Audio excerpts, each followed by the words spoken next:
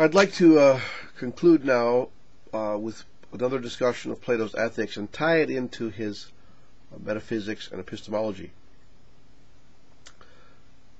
As I said earlier, Plato's overriding concern was with the concept of justice. He believed that a just society would be a happy society, and that a just individual would also be a happy individual. And for Plato, justice was a kind of harmony between the various components of society or the various components of the individual. As I said, for example, the society has three segments: the ruler, the military, and the artisans or craftsmen. And these correlate to the three segments of the human body: the mind, the heart, and the stomach or physical desires. So when the mind, the rational part, is guided by wisdom, then that means society is ruled by a philosopher-king, a wise individual who can really give direction to society to make sure that everything works appropriately. The soldiers, the military, then will be guided by the virtue of courage, which will allow them to defend the society. And when craftsmen and farmers provide our goods and the things that we need to fulfill our desires, we will all use them in moderation, guided by the virtue of temperance.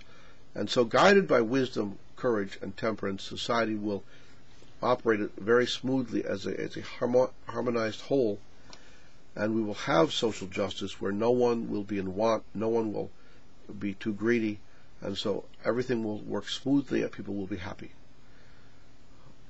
In the same way, when we as individuals are guided by wisdom, when our reason is guided by wisdom, our heart is guided by courage to defend ourselves, and our physical passions and desires, our physical desires and needs are guided by temperance, then we will also live a harmonious life. We won't go out and get drunk or die in an accident, or we won't get sick from eating the wrong kinds of foods. We will live in a way in which all the various parts work together harmoniously, and so we'll have a kind of personal harmony or justice, which will then lead to personal happiness. Now, the one thing, as I said, that Plato really was opposed to was the idea that everything was relative and that everybody's desires for justice were all independent of one another, and whatever you liked was good for you, and whatever I liked was good for me, but they didn't need to be the same thing. Plato opposed this very strongly. I remember back in the 60s, one of the mantras of the day was, "You do your thing and I do mine, and if by chance we meet, that's beautiful," or "that's groovy," or something. Now, I know I'm giving away my age here by mentioning this, but the fact is this is exactly what Plato opposed.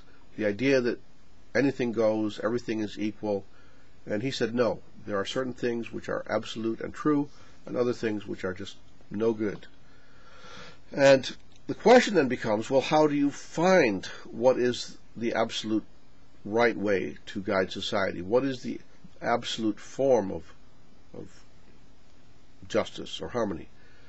Well, this takes us back then to the topos noitos. Plato said that this world, this physical world, was transient, things changed in it, so knowledge in this world is never certain.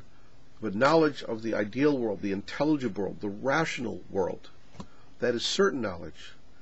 And so by contemplating the forms of the topos noitos, the ideal form of whatever, a horse, a tree, a dog, but particularly those ideal forms of truth, beauty, justice, wisdom, courage, temperance, we would then approach a state where we would perceive these things and understand how to apply them to our lives. From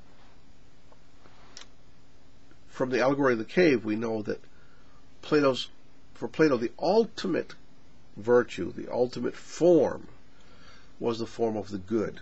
For him, this was like God, the center of his universe.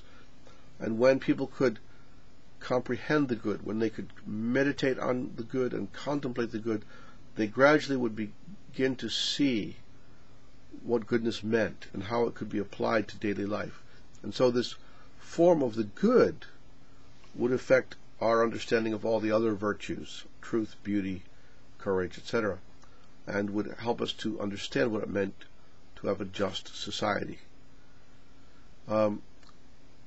Even today, philosophers speak of a priori knowledge and a posteriori knowledge, knowledge which is gained without experience, prior to experience, and knowledge which is gained empirically after looking at something.